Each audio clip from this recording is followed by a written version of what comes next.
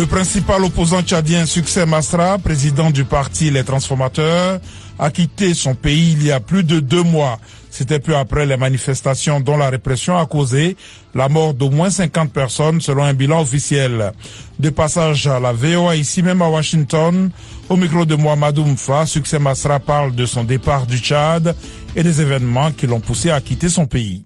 Je suis à Washington pour porter la voix de mon peuple qui veut installer la démocratie sur la base de la justice et l'égalité et rompre avec la dynastie. J'ai dû quitter mon pays une dizaine de jours après un événement que les Tchadiens appellent désormais le jeudi noir du 20 octobre.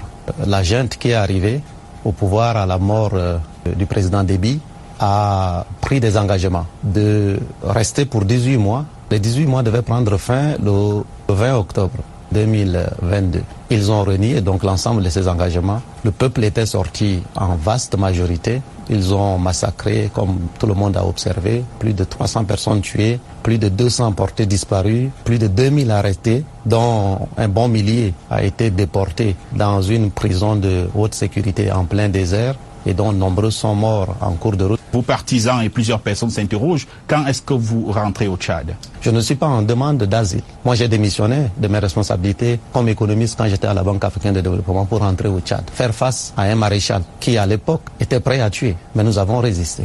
Et donc, vous voyez bien que cette détermination et ce peuple qui est debout là, c'est à ses côtés que je vais travailler, que je compte travailler.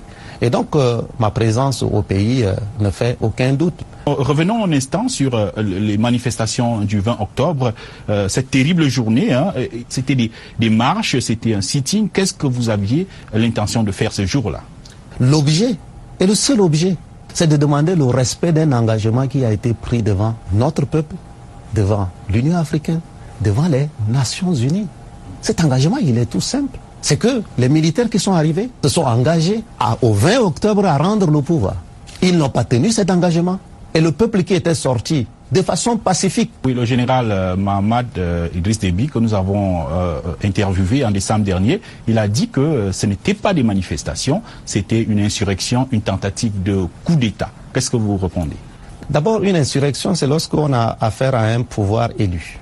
Je rappelle au passage qu'il n'est pas élu. La deuxième chose, et je crois que des observateurs crédibles comme Human Rights Watch ont clairement démontré qu'il n'y avait même pas d'insurrection. Ils ont même argué qu'il y avait des officiers de l'armée, de la police, etc. qui ont été tués. Nous avons demandé de donner les noms. Impossible de les donner. On est en train de vouloir déplacer l'enjeu. L'ONG Human Rights Watch a justement rendu public un rapport lundi. Cette organisation demande à la communauté internationale d'apporter une réponse forte après la répression du 20 octobre. Quel type de réponse pensez-vous que la communauté internationale peut apporter? Ce qui est attendu de l'ONU, c'est deux choses. Soit la fin de la dynastie à travers un accord post-crise sous le modèle de ce qui a été fait par exemple en Côte d'Ivoire, donc un accord onusien dans ce sens, soit une résolution de ce que j'appelle la séparation à l'amiable, où il y aura deux Tchad. Le Tchad de ceux qui croient dans la dynastie et leurs accompagnateurs, et de l'autre côté, le deuxième Tchad des pro-démocratie, parce que c'est au nom de ce que j'appelle le droit à l'autodétermination des peuples. Il y a un peuple tchadien majoritaire qui veut la démocratie, et puis il y a une minorité qui veut la dynastie. C'était l'opposant tchadien Succès Masra au micro de Mohamedou Mfa.